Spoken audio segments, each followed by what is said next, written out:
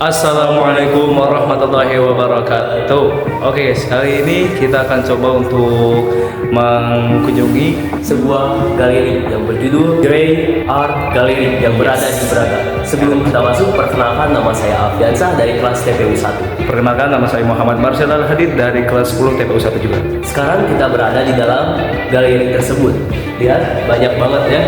Di sini lukisannya. Langsung aja, kita langsung masuk aja ke dalam videonya. Gas kak.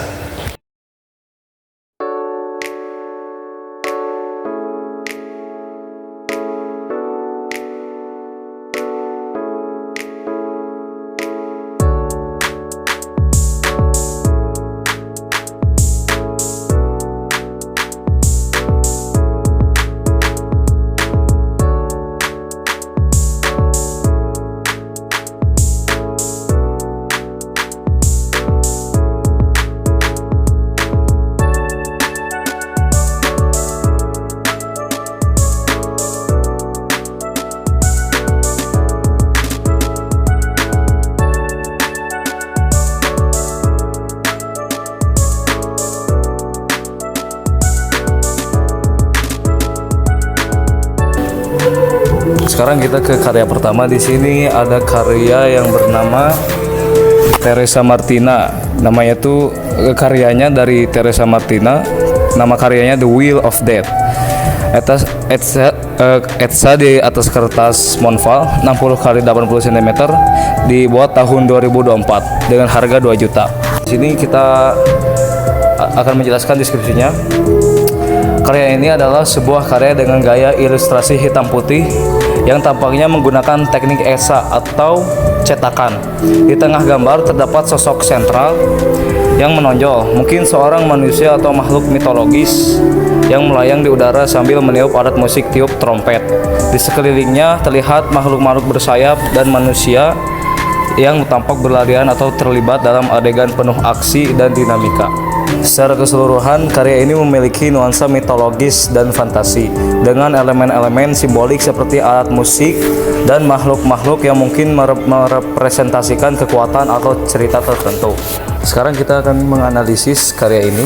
Yang pertama, untuk teknik, karya ini tampaknya menggunakan teknik cetak grafis. Lebih spesifiknya mungkin teknik etsa atau engraving yang ditandai dengan garis-garis detail halus dan ketajaman kontras.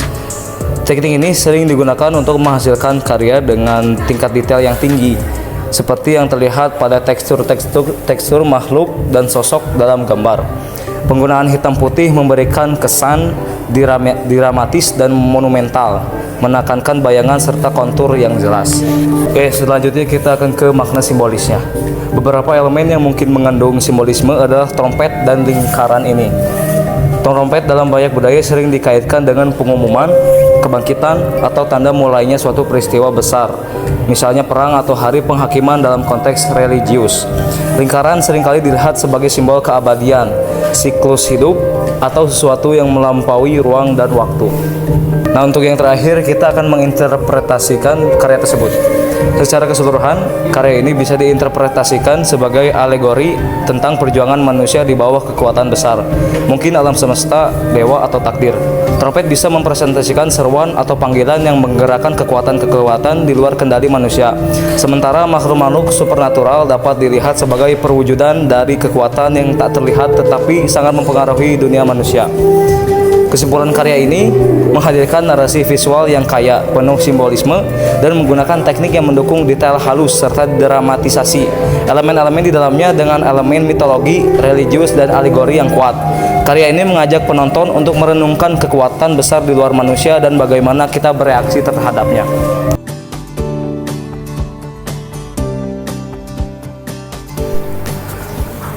Lanjut kita ke karya kedua. Di sini ada karya buatan Yogi Ahmad Ginanjar. Nama karyanya adalah Symphony of Timeless Contrast. Acrylic on canvas 50 x 75 cm dibuat tahun 2024. Untuk harganya 16.500.000. Di sini untuk deskripsi awalnya, lukisan ini adalah sebuah karya apropriasi yang memadukan elemen-elemen dari seniman Rachel Rousse, Andy Warhol, dan Takashi Murakami menciptakan komposisi yang unik dan penuh makna di latar belakang hitam putih yang menampilkan rangkaian yang unik, rangkaian bunga klasik ala Rouge, ditambahkan elemen-elemen pop art yang ikonik dari Warhol dan visual ceria khas Murakami. Bunga-bunga dalam lukisan ini tetap mempertahankan keindahan alami dan detail rumit yang menjadi ciri khas Rouge. Namun, warna-warna mereka diredam menjadi monokrom, menciptakan kesan melankolis dan kekosongan. Di antara rangkaian bunga tersebut muncul karakter bunga dengan wajah tersenyum dari Murakami yang memberi kesan kontras dengan keceriaan dan kesederhanaannya. Bintik-bintik bulat berwarna hitam, putih, dan abu-abu yang tersebar di seluruh kanvas adalah elemen yang mengingatkan pada teknik cetak massal Warhol. Ini mencerminkan konsep repetisi dan budaya konsumen yang sering dieksplorasi oleh Warhol dalam karyanya. Penggabungan tiga gaya ini menciptakan dialog antara klasik dan kontemporer, antara keindahan alami dan budaya pop modern. Lukisan ini mengeksplorasi tema keabadian seni, bagaimana makna dan estetika berubah seiring waktu, dan bagaimana seni dapat menjadi wadah untuk berbagi ekspresi budaya yang saling bersilangan. Secara keseluruhan, karya ini mengundang penonton untuk merenungkan hubungan antara tradisi dan inovasi dalam dunia seni rupa. Sekarang kita masuk ke karya ketiga milik Therese Martine yang berjudul The Boxing Ring. Etsa di atas kertas moral berukuran 80 x 60 cm dibuat pada 2024. Karya ini menyampaikan sebuah pemandangan yang kompleks dengan berbagai elemen saling berinteraksi. Gambar pusat menunjukkan sosok besar berbentuk seperti binatang, mungkin seekor singa atau makhluk mitologi. Yang dominan di dalamnya komposisi sosok ini dikelilingi oleh banyak figur manusia dan binatang lain dalam posisi dinamis. Di latar depan tampak sebuah arena ring yang menyerupai ring tinju dengan dua manusia atau binatang sedang bertarung di dalamnya. Penonton sekitar tampak banyak dan ramai dengan ekspresi yang penuh ketegangan, seolah menyaksikan suatu pertandingan yang mendebarkan. Di belakang sosok besar terdapat struktur atau bangunan yang memberikan konteks lebih luas, mungkin menggambarkan suatu kota atau tempat di pertunjukan tersebut. Detail karya ini menunjukkan melalui garis-garis halus yang menggambarkan tekstur bulu, gesekan figur, dan latar yang rumit. Penggunaan hitam memberikan kesan dramatis dan memungkinkan menunjukkan fokus pada detail dengan bayangan dan kontras yang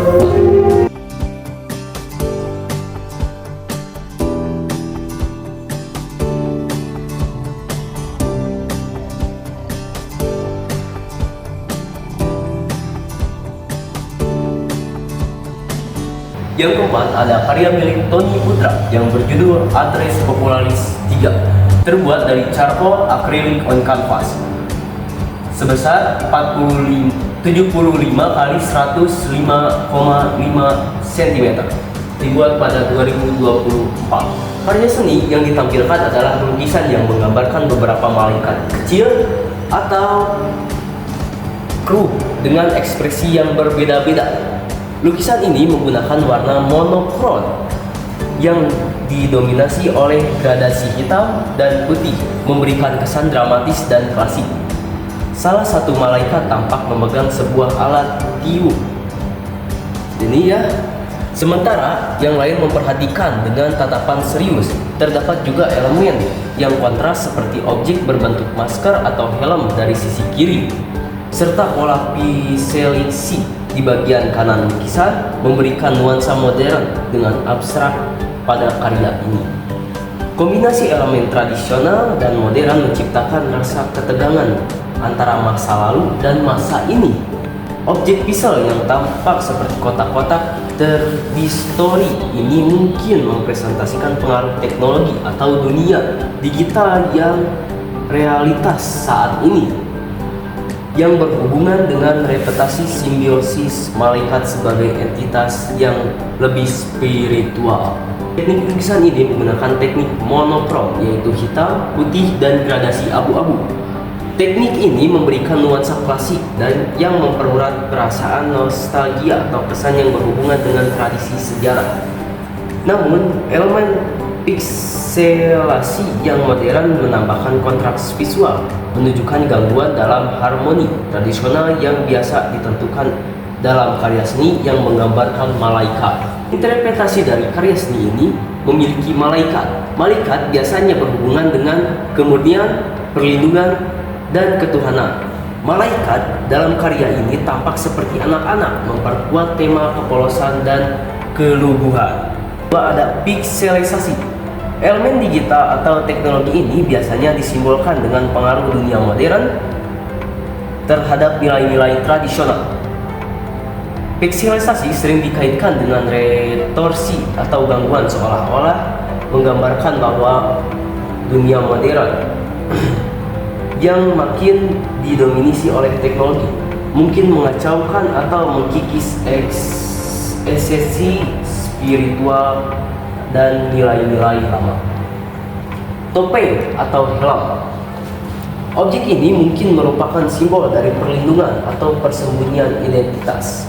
Dalam konteks lukisan ini, topeng atau helm dapat diartikan sebagai bentuk perlindungan dari dunia modern yang merusak, atau simbol dari pengikisan atau pengasingan spiritualitas dan dunia yang semakin materialistis. Oke guys, mungkin segini aja untuk vlog kita kali ini teman-teman. Jadi kesimpulan dari lukisan-lukisan ini cukup banyak juga ya. Ya banyak, karena di sini itu banyak lukisan yang mengandung makna-makna yang berbeda. Jadi sekian aja ya vlog dari kita. Maaf bila banyak ada kesalahan atau salah kata. Wassalamualaikum warahmatullahi wabarakatuh.